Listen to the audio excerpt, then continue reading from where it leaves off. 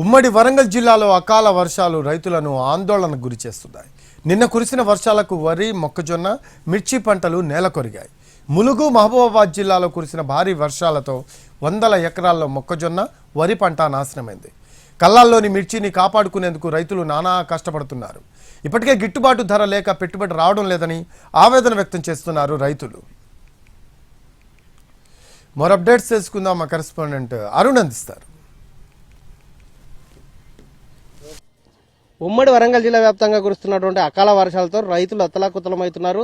మహబూబాబాద్, ములుగు జిల్లాలో భారీ వర్షాలు నమోదయ్యాయి. దాంతో మిర్చి రైతులు అలాగే వరి సాగు చేసిన రైతులు మొత్తం ఇబ్బంది పడ్డారు. మొక్కజొన్న రైతులకు తీరని నష్టం జరిగింది.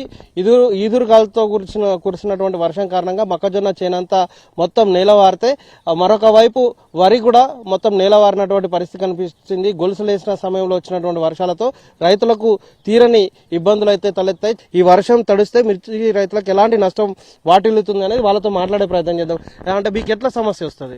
22 తారీఖు నుండి వర్షాలు అంటున్నారు. మేము ఏరుకున్నాం, చేను దగ్గర నుండి తీసి వేసిన కాడ నుండి మొన్నటి నుండి అయితే బాగా ఇబ్బందిగా జరుగుతుంది.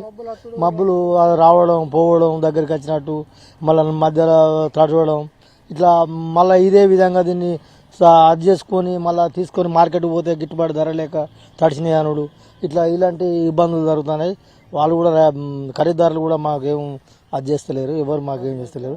కొంచెం ఏమైనా గవర్నమెంట్ ఏమైనా సహకరించాలని కోరుకుంటారు. అంటే ఇప్పుడు వర్షం పడుతుంది కదా, ఈ వర్షం కారణంగా మీకు ఎట్లా సమస్య వస్తుంది? వర్షం వల్ల ఏమైనా అంత నష్టం జరుగుతుంది. కాయ తడిచిందంటే, వరుగు తడిచిందంటే కాయ గిట్టుబాటు ధర లేకుండా ఎవరు కొనడానికి కూడా ఆస్కారం లేదు. నష్టం జరుగుతుంది. చేసిన లాభం ఆరుగాలం చేసి ఇదంతా నష్టం జరుగుతుంది. అంటే వీటిని కాపాడే ప్రయత్నంలో ఏం చేస్తారు? కాపాడుతాం.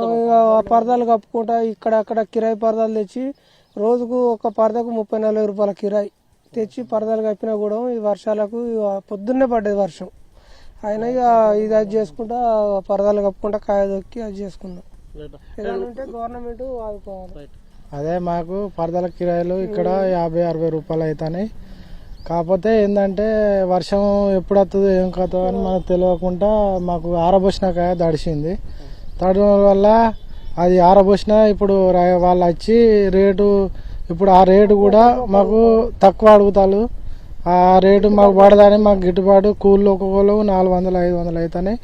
ఆ రేటు మాకు పడదంటే మాకు రేటు కావాలని వాళ్ళు కొట్లాడుతాను. వీళ్ళు రేటు తక్కువ పడతారు, తడిచినాయి కాబట్టి. ధాన్యం తడిసింది, మాకు రేటు కొనేటోళ్ళు రేటు తక్కువ అడుగుతారు. ఎట్లా కాపాడుకుంటారు మీరు? అట్లా తాడి కమ్మలు వేసుకొని పరదాలు కప్పుకొని డే అండ్ నైట్ ఇబ్బంది పడుకుంటా అట్లా కప్పుకుంటాం సార్ మేము. ఎప్పుడు పడ్డది వర్షం మీకు ఇక్కడ? వర్షం నిన్న నైట్ నుండి పడుతుంది.